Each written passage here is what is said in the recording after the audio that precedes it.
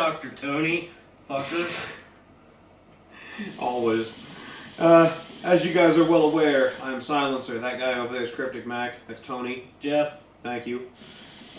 Just kind of hanging out. And today is a very special review that we are doing of a shisha. And an anticipated one. Indeed. A Mosul, actually. It is a brand new line of tobacco that comes from the guys over at Sahara Smoke. Jonathan was nice enough to hook us up with this.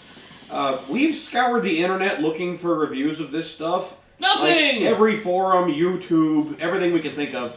Can't find it anywhere. So as far as we can tell, we're the first people to review this, which is kind of cool. Plus, information-wise, can't find shit anywhere. Yeah, it is a brand new sheesh.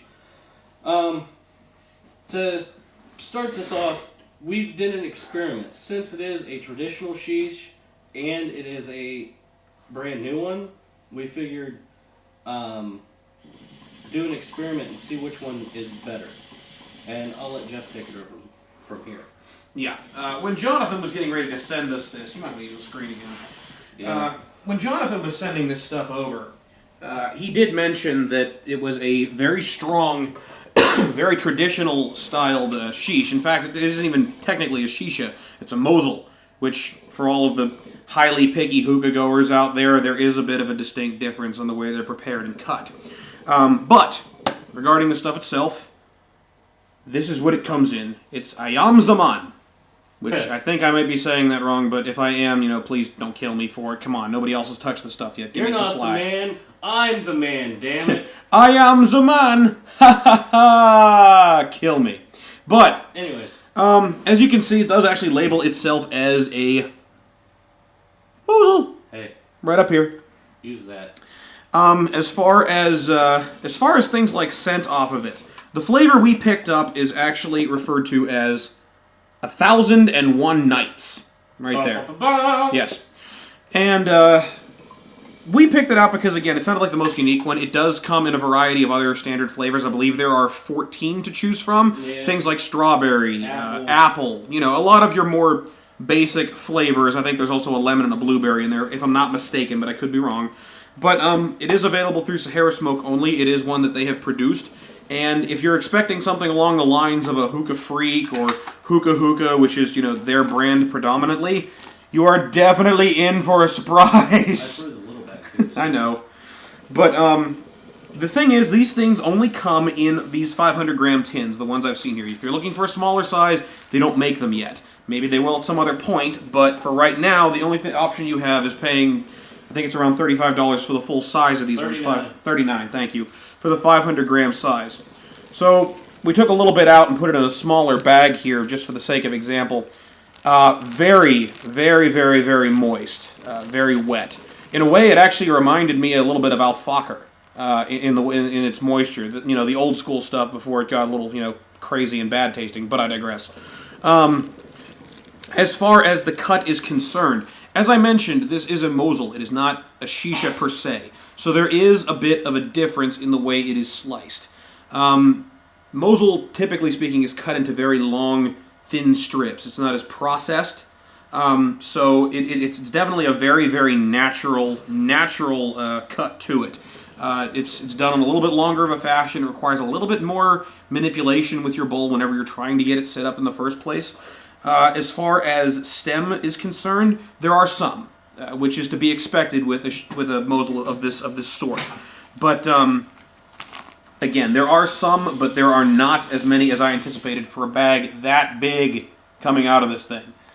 So, another interesting side note about this, Ayam Zaman apparently, when translated, means back in the day or with fond remembrance. No. So it is... times past. Times past, excuse me. So it is designed to be in a very, very classic style of tobacco from when hookah smoking first became a cultural institution. So we were curious about it because it's more of a throwback. Another thing that's interesting that we're doing for the sake of this video that you guys ought to know about, aside from Tony wearing the Pope hat, which happens to be a windscreen. Fuck, it's hot! What the hell were you expecting? Anyway, regarding what we did here for this, when Jonathan sent us these samples over, he also made it a point to point out that it has sort of a resemblance to maybe Tangiers, perhaps Nakla a little bit. So we did an experiment for our own sake, since we are the first people to touch this stuff, and there's not really a standard for it yet. We took the whole batch here that I showed you a second ago from the tin, with the exception of this tiny little bag, and we acclimated it for a period of about 9 hours today. This morning before I went to work, I put out the entire thing on laid out all of the shisha on one giant piece of aluminum foil and let it adjust to the relative humidity of my apartment. We did this because we were concerned that the altered humidity may end up affecting the taste and make it more harsh, which, as anyone who has experience with Tangiers will tell you, can be a problem. So, what we have on here right now, as you can see, it's my standard Mr. Wonderful setup with the Namor hoses. The bowl on top we have here comes from this bag, the one that we kept separate that has not been acclimated for hours and hours and hours. Also, this might be a 2 video review. Quite possibly. So what we have here is the unacclimated shisha that has not been touched at all. It has been taken straight out of the packaging, isolated from the rest of the stuff that we acclimated, and we wanted to see how it would smoke. Regarding the smell, Tony is insisting that it has that black licorice smell that you get off of a lot of the shishas and such. But that's true. It has a real sweet, not, black licorice, bitter, blah, whatever. I don't like black licorice. But after you stand there and smell it for a little bit, you get a real sweet, like maple syrup, some kind of real sweet syrup. Yeah, there's definitely something going on here. You can get a little bit of a honey essence, which, again, a lot of the older ones had. If I had to describe it as something, and I know this is going to be a bit of a stretch because not everyone knows about this, but Arabian incense, if you've ever been around it before, like not necessarily the stick stuff, but the actual blocks that they burn for time and again, this smells exactly like that. It has, again, that honey influence to it. Maybe just a small amount of a black licorice flavor. I don't think it's that significant, and I don't think it stacks up against other traditional flavors that are out there. So it is very, very smooth. It has a lot of spice to it. It is not super, super sweet. If you're looking at this and saying, oh, Fantasia Starbuzz, no, that's not the case. It is a much deeper, more charactered flavor to it. It has a very, very, very classic feel to it. I haven't had stuff like this since a friend of mine came back from Turkey a long time ago and brought back, honestly, a shisha I could not remember or tell you what the heck the name brand was on it, but it was traditional. I mean, it was around since the inception of hookah smoking. That was how it was done. That is what this reminds me of. So, as far as the flavor is concerned, if I had to pick any one thing to call it, I would basically call it a spice blend.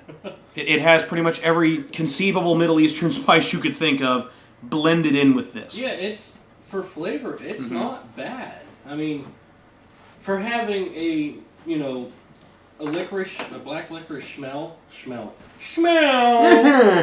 Anyways, it doesn't taste, I mean, there's a pinch of that smell flavor-wise in there, but other than that, I couldn't even tell you what it tastes like. It is, to me, it is pretty good for unacclimated.